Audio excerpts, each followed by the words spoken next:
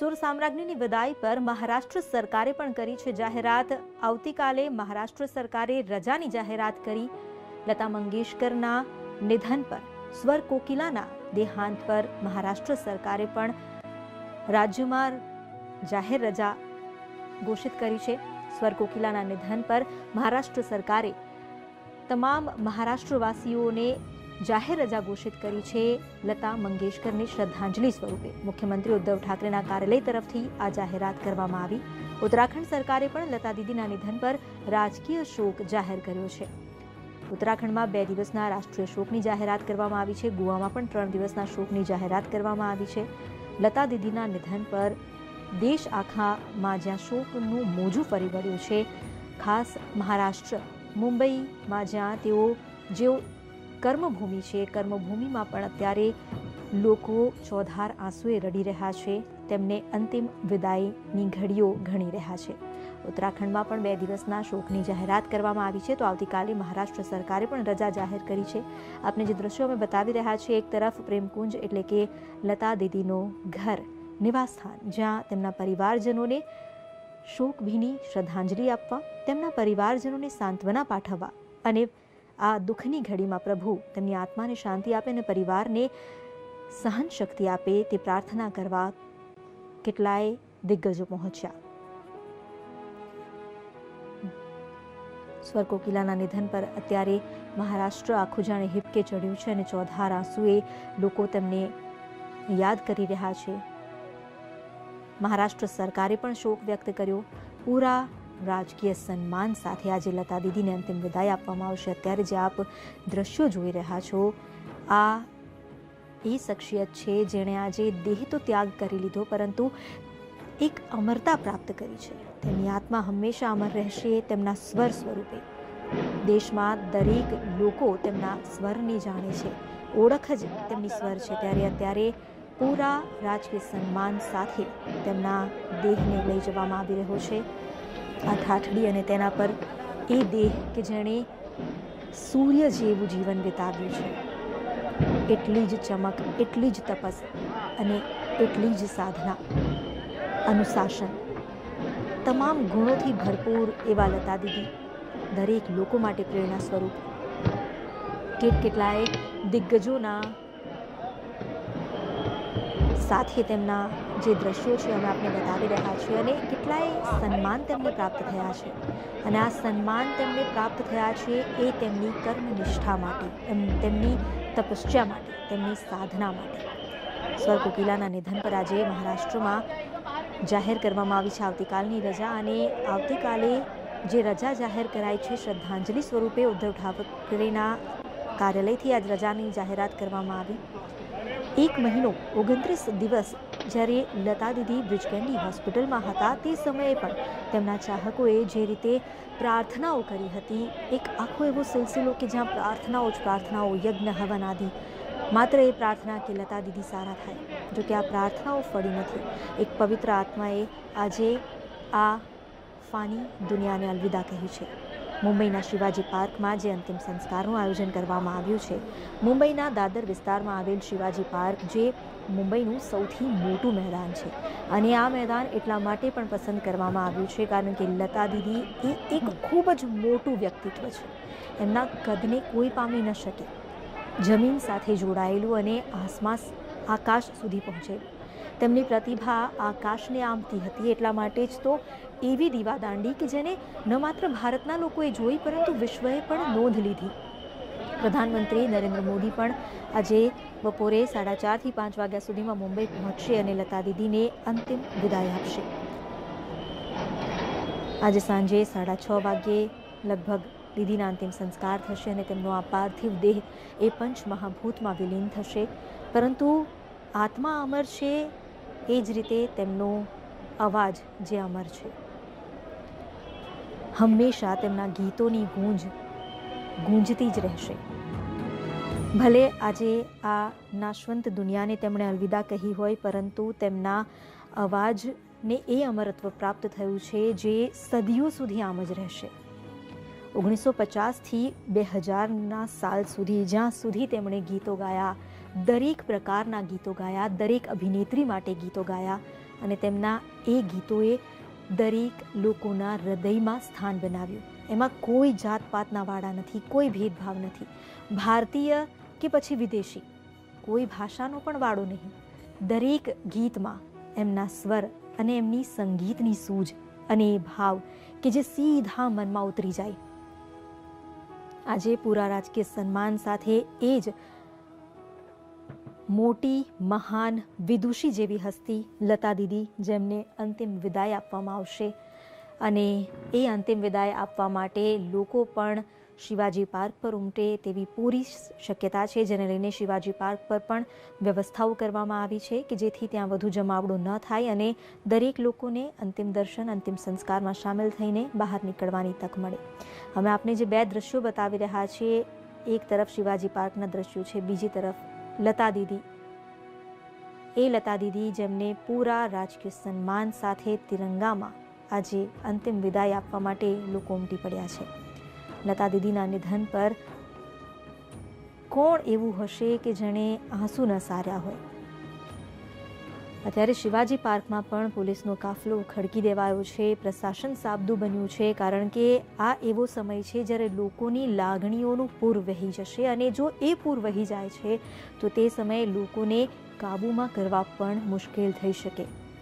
તાત્કાલિક લોકોને અપીલ તો કરવામાં આવી જ રહી છે, પરંતુ તેમ છતાં જે વ્યક્તિત્વએ આજે વિદાય લીધી છે, વ્યક્તિત્વ એટલું ઊંચું છે, એટલું મોટું છે, એનો વ્યાપ એટલો છે કે દરેકે દરેક લોકોના મનમાં તેનું સ્થાન છે. અને એટલા માટે જે લોકો પણ શિવાજી પાર્ક તેમના અંતિમ સંસ્કારમાં આવવા માંગતા હોય તેવા લોકો, સામાન્ય માણસો પણ, ન માત્ર દિગ્ગજો, ગાયકો, કલાકારો, રાજકીય હસ્તીઓ, પરંતુ સામાન્ય માણસો, સામાન્ય નાગરિકો પણ તેમના અંતિમ સંસ્કારમાં સામેલ થવા માટે આવે અને તે પ્રકારની વ્યવસ્થા ઊભી કરવામાં આવી છે.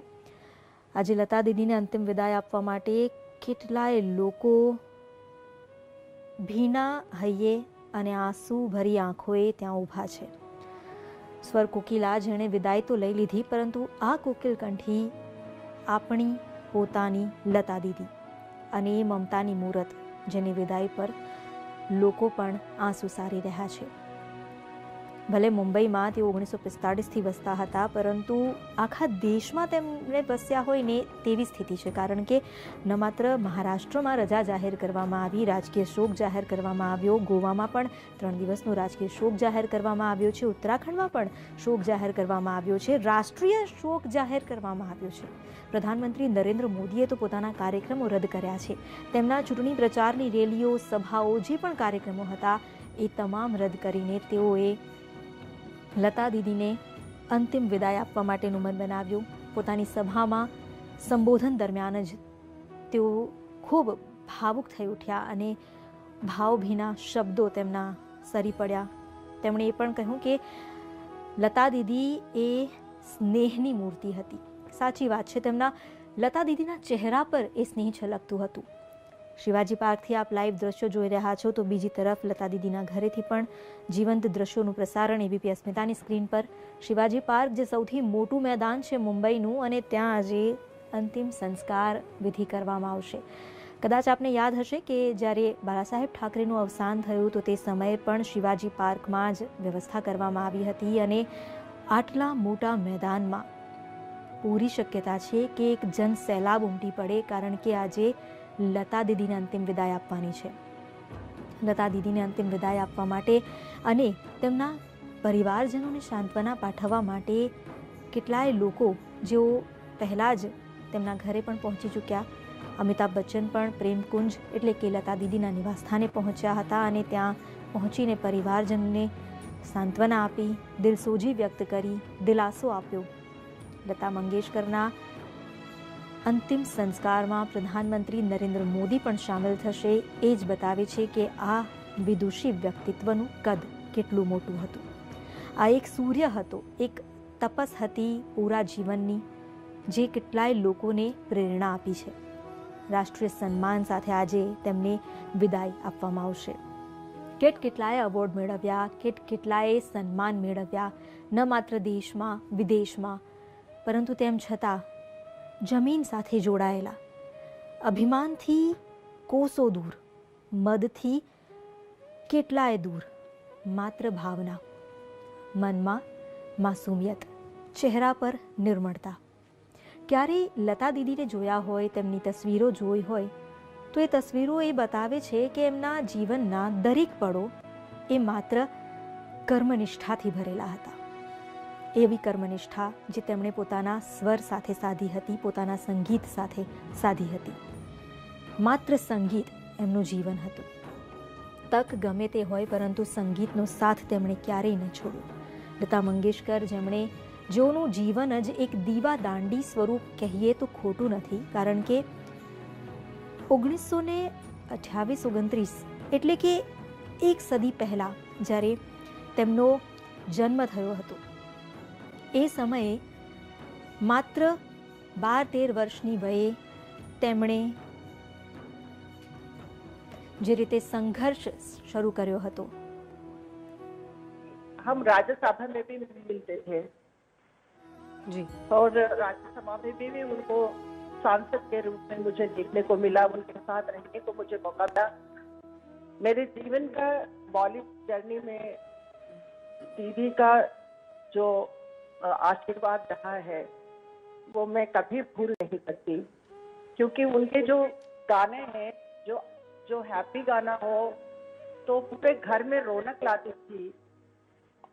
जब गाना जो दुखी का जो गाने हैं जो उसमें आंखों में आंसू आते थे, लेकिन राष्ट्र का जो गाना गाते थे तो उस समय पे देश के लिए भी, हमारे जवानों के लिए भी एक गर्व महसूस होता था. उनके जीवन में हर तरह के जीवन था. वो अकेली रहती थी मगर संगीत ही उनके लिए एक जीवन है. उनके परंपरा से लिया है और परंपरा को सफलता लेकर उनकी आवाज को दुनिया में एक पहचान, भारत की पहचान लता दीदी की आवाज बनी है.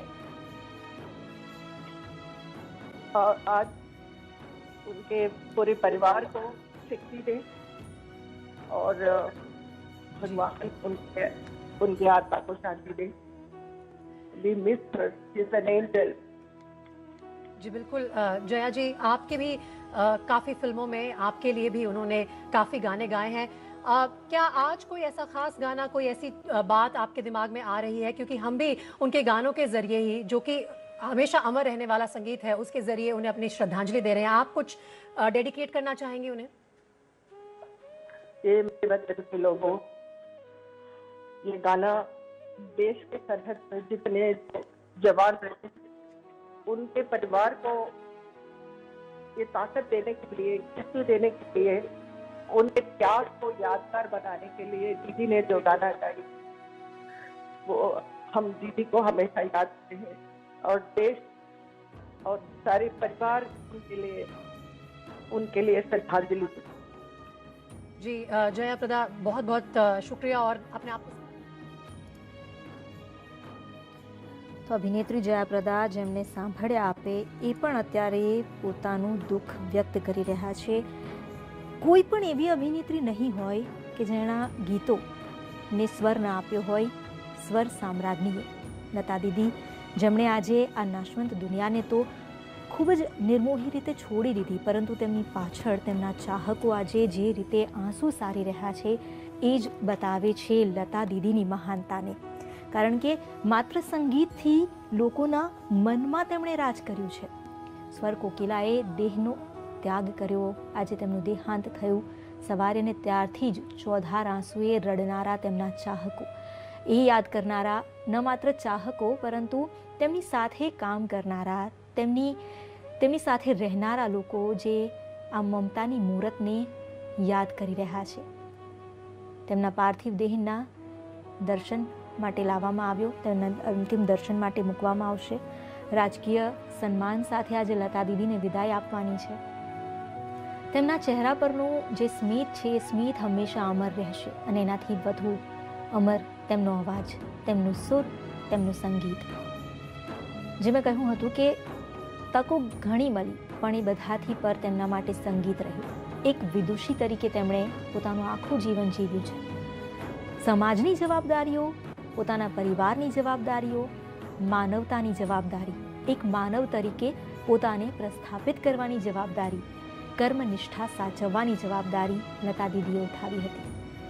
માત્ર 13 વર્ષની વયે જ્યારે તેમના પિતાનું નિધન થયું હતું 1942માં, તે સમયે તેમણે સંઘર્ષ કર્યો, અભિનય કર્યો, પરંતુ ત્યારબાદ ફરી સંગીતને ના છોડ્યું. 1999માં રાજ્યસભાના પણ સાંસદ બન્યા રાજનીતિમાં, પરંતુ ત્યારબાદ રાજનીતિને પણ છોડ્યો અને ફરી સંગીતને સાધ્યું. સંગીત જ તેમનું જીવન, માત્ર સંગીતમાં જ તેઓ રત રહ્યા.